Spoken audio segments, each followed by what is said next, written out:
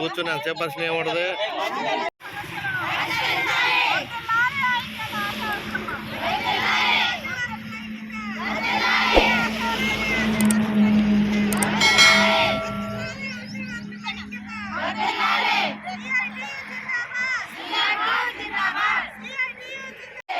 చేస్తున్న రాష్ట్ర ప్రభుత్వం డౌన్ డౌన్ రాష్ట్ర ప్రభుత్వం డౌన్ డౌన్ రాష్ట్ర ప్రభుత్వం ఆశా వర్కర్ల సమస్యలు పరిష్కరించమంటే అక్రమార్కులు చేస్తున్న రాష్ట్ర ప్రభుత్వం డౌన్ డౌన్ రాష్ట్ర ప్రభుత్వం పరిష్కరించాలి ఆశా వర్కర్ల సమస్యలను పరిష్కరించాలి ఆశా వర్కర్ల సమస్యలను డౌన్ డౌన్ రాష్ట్ర ప్రభుత్వం డౌన్ డౌన్ రాష్ట్ర ప్రభుత్వం డౌన్ డౌన్ రాష్ట్ర ప్రభుత్వం.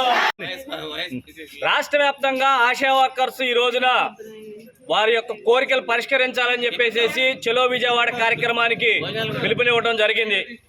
ఈ రోజు రాష్ట్ర ప్రభుత్వాన్ని గత 20 రోజులుగా రాష్ట్ర ప్రభుత్వంతో మధ్య మార్గంగా యూనియన్ల ఆధ్వర్యంలో చర్చలు జరిపాము, రాయబారాలు పంపించాము. యూనియన్ రాష్ట్ర కార్యదర్శి ధనలక్ష్మి గారు అనేక మార్లు ప్రభుత్వ ఉద్యోగులతో చర్చలు జరిపి అడగడం జరిగింది ఆశా వర్కర్ల సమస్యలు పరిష్కరించమని. ఇప్పటి వరకు రాష్ట్ర ప్రభుత్వం నిమ్మక నీరెత్తనట్లు వ్యవహరిస్తూ ఉంది.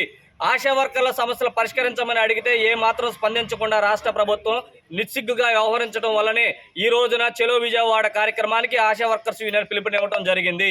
కాబట్టి రాష్ట్ర ప్రభుత్వం ఏదైతే సమస్యలు అడుగుతూ ఉన్నారో, సమస్యలు అడగడానికి విజయవాడ వెళ్తూ ఉన్నారో, అందరినీ కూడా అక్రమ అరెస్టులకు పాల్పడింది. అర్ధరాత్రి నుంచే మహిళా పోలీసులు లేకుండా ఆశా వర్కర్లు ఇళ్లకెళ్ళి నోటీసులు ఇవ్వటం, వాళ్ళని తీసుకొచ్చి స్టేషన్లలో కూర్చోబెట్టడం, రోడ్డు మీద కూడా బస్సుల్లో అవమానపరిచే విధంగా దించి నడి రోడ్ల మీద నుంచోబెట్టి ఆటోల్లో ఈ గొడ్లను గేదెలను తరలించి ఆటోల్లో తీసుకొచ్చే పరిస్థితి రాష్ట్ర వ్యాప్తంగా నెలకొంటా ఉంది. మేము అందుకే రాష్ట్ర ప్రభుత్వాన్ని ఒకటే అడుగుతా ఉన్నాం. రాష్ట్ర ముఖ్యమంత్రి గారు రేపు ఎన్నికల కోసం వస్తా ఉన్నాడు. అయ్యా ముఖ్యమంత్రి గారు, ఒక్కసారి మీరు ఆలోచించండి. మహిళల పట్ల మీ ప్రభుత్వం వ్యవహరిస్తున్న తీరు అత్యంత దుర్మార్గంగా ఉంది, ప్రజాస్వామ్యాన్ని కూలీ చేసే విధంగా ఉంది. మీరు ఏదైతే మీ మహిళా పోలీసులను పెట్టుకున్నారో వారి ద్వారా మీరు దొంగతనంగా అరెస్టులు చేస్తూ ఉన్నారు. రేపు వాళ్లే మిమ్మల్ని ఖచ్చితంగా ఇంటికి పంపించడానికి సిద్ధపడతా ఉన్నారు. మహిళలంతా కూడా రేపు మీ బటన్ నొక్కడానికి సిద్ధంగా ఉన్నారు.